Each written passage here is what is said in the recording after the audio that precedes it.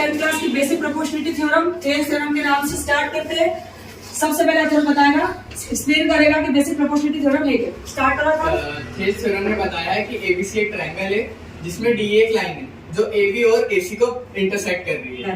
हमने और उसमें प्रूव करना है कि AD upon DB is equal to A upon EC. अब हमने कंस्ट्रक्शन करा है। हमारी बात को प्रूव करने के हमने क्या किया, कंस्ट्रक्शन किया। कंस्ट्रक्शन हमेशा कहां में होता है, डॉट डॉट। क्या क्या करा कंस्ट्रक्शन हमने? कंस्ट्रक्शन में हमने करा है कि डी लाइन से एक हमने एडी पे एक परपेंडिकुलर ड्रॉ करा है और एसी पे हमने परपेंडिकुलर करा है डीजी और ईएफ। अब हम प्रूफ पे आ गए। अब प्रूफ हमने लाइन भी ज्वाइन करी।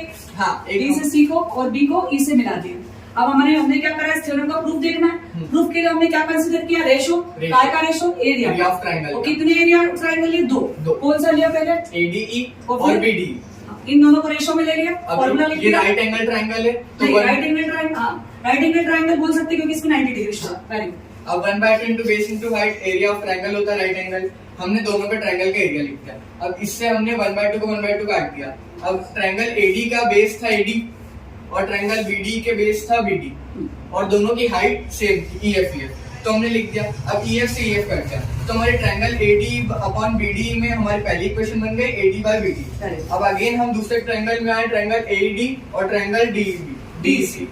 उसमें हमने 1/2 बेस इंटू हाइट लिया क्योंकि वो भी राइट एंगल ट्रायंगल। उसके बाद हमने इन दोनों का बेस था, ट्रायंगल एडी का बेस था एई और ट्रायंगल डीसी का बेस था ईसी और दोनों की हाइट थी डीजी बाय डी।